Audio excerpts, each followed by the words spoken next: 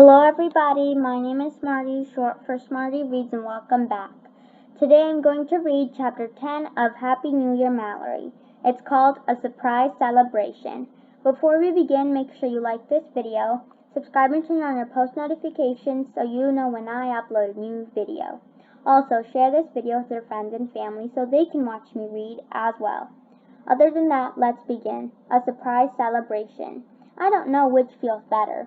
A. Walking out of a classroom at the end of the school year. B. Finishing your liver and onions when your mom says, go finish your plate. C. Clean your plate. C. Going home from the hospital after you've had an operation. Even though all those things feel really good, I think I'll have to go with C. I'm still not my normal self, but I feel a lot better than I did yesterday. All I want to do is get home and see what I've been missing out on. We sure will miss you around here, says Nurse Nancy. She gives me a little teddy bear and a card that says, I love Fern Falls Children's Hospital. She gives Mom a bunch of papers to sign and some medicine for me to take later. Thanks for taking such good care of me, I say to Nurse Nancy. Nurse Nancy gives me a hug goodbye. I know you're excited to go home and see your friends. Then she winks at me. There's a nice gift shop in the lobby. I know how much your friends mean to you, and I'm sure you mean a lot to them. Maybe you want to take a look and see if you can find a little something for them before you leave. What a wonderful idea, says Mom. When we get to the lobby, Mom takes me to the gift shop. I try to stop her. Come on, I say, tugging on her arm. All I want to do is go home. But Mom doesn't look like she's in a hurry to leave. These are awfully cute, she says. I know the fastest way to leave is to agree. Those are really cute, I say. I pick up what Mom is pointing to and we pay. The only thing I want to do in this gift shop is leave it. I just want to go home. But as soon as we get into the van, I start to feel a little differently. Mom, I think it's weird that nobody would tell me about the party last night, I say. Do you think everyone is scared to tell me about it because I missed something that was so much fun? She looks like she's more focused on driving home safely from the hospital than she is on answering my question. Even though I couldn't wait to get home, now I'm not so sure that's where I want to be. It doesn't seem like my friends missed me while I was gone. I reached down and rubbed the fur on Slider's back. Maybe I should have stayed at the hospital. I pulled my reunion schedule out of my pocket. When I get home, my friends and I are going to play outside and then drink hot chocolate, I tell Mom. Mom looks like she doesn't like that idea. Mallory, you're still weak. All you need to be doing for the next few days is resting. I frown. My friends are going to be playing in the snow and drinking hot chocolate and having fun. How can I be part of this reunion if all I'm doing is resting? Mom turns onto our street. Don't worry, sweet potato. I'm sure your friends will think that being with you is fun. But I'm worried. What if my friends want to do things that I can't do? I take a deep breath. This reunion isn't turning out all like I planned. As I pass the wish pond road on my street, I close my eyes tightly and make a wish. I wish the rest of my reunion will be lots of fun, just like I planned. I keep my eyes shut for a minute. I really want this wish to come true. When I open my eyes, Mom is pulling into the driveway. She honks the horn. Dad, Grandma, my friends, all of the Winstons, and even Max come running outside. We miss you so much, says Corinne. Cheeseburger, say hello to Mallory. Taylor holds up my cat up and wiggles her paw back and forth, so it looks like she's waving to me. And then there's everyone. There's Grandma, Winnie, there's Mr. Winston, Grandpa Winston, and there's Colleen, there's Mallory's dad, Joey, Max, Taylor, Marianne, Corinne, and Cheeseburger, and then there's Mallory. Wish Pond Road was too quiet without you, says Joey. Honeybee, we are all so glad you're better, says Grandma. Colleen and Frank and Joey's grandpa all give me hugs.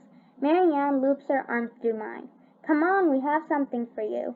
I see what the something is as soon as I walk inside. The welcome sign that Marianne and I made for Curran and Taylor is gone. There's a new sign hanging in our living room that says, Happy New Year, Mallory.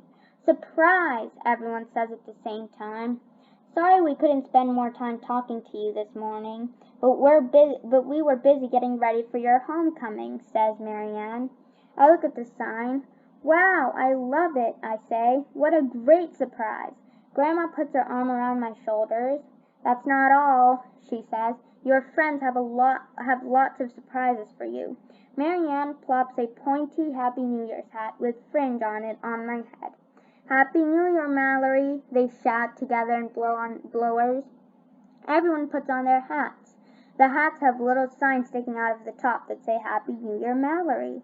Joey even puts a little hat on his dog Murphy's head, and Max puts one on Champ and Cheeseburger. I laugh when I see them, and Mom takes a picture. Come look in the dining room, says Grandma. When I do, I'm confused. All the desserts that Mom made for New Year's Eve are there, and no one has taken a bite.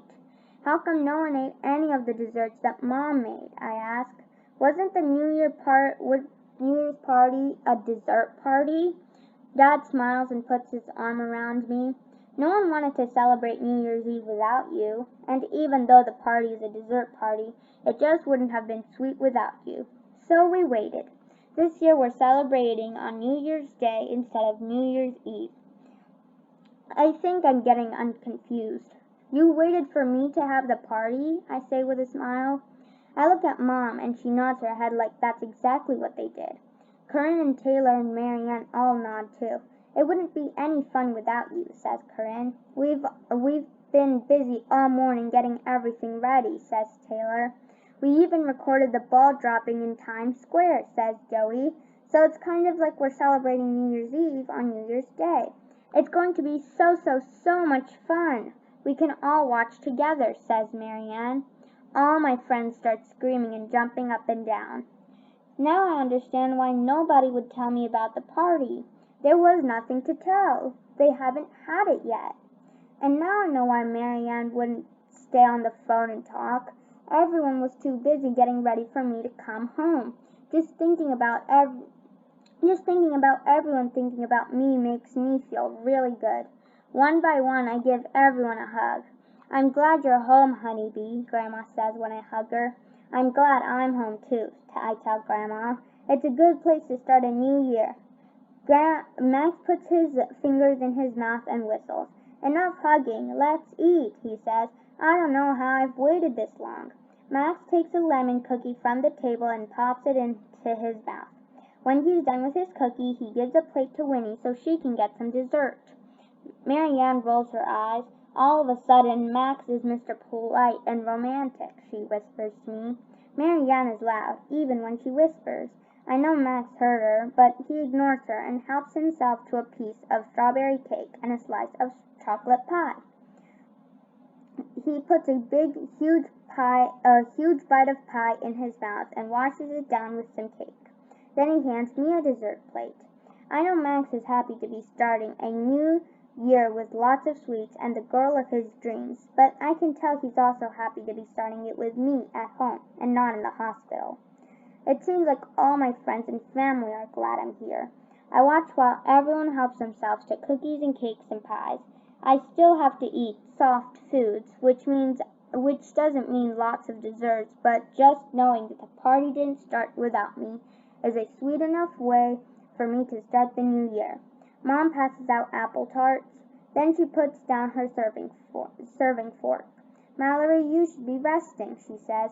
When Mom says that, my friends start screeching again. We almost forgot, says Taylor. We have another surprise. She takes my arm and leads me into the living room. My pillow and blanket from my bed are nicely set up on the couch. You brought my bed in here, I say. Curran smiles. We knew you would need to rest when you come home, and we wanted you to be nice and comfy while we watch the ball drop. My friends start tucking me in while Max turns on the TV.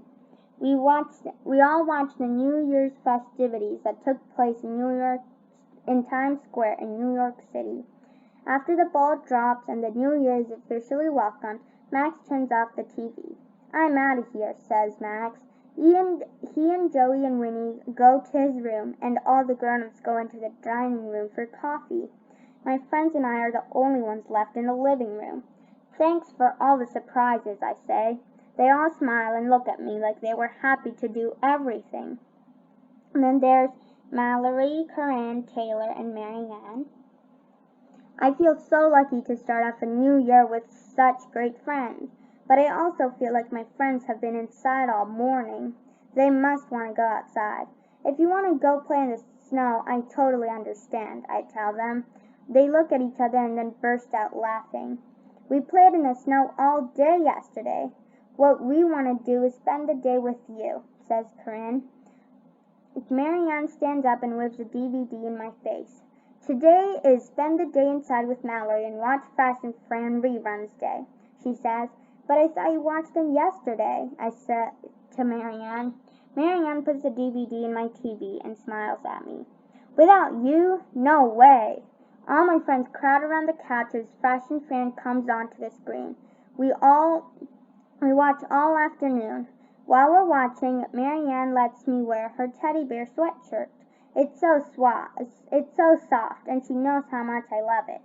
Corinne makes soup for me, and Taylor brings me a milkshake on a tray. I smile at all my friends. When I was in the hospital, all I could think about was what I was missing. But you're all being so nice, it almost makes it like being in the hospital wasn't so bad. I stop talking for a minute.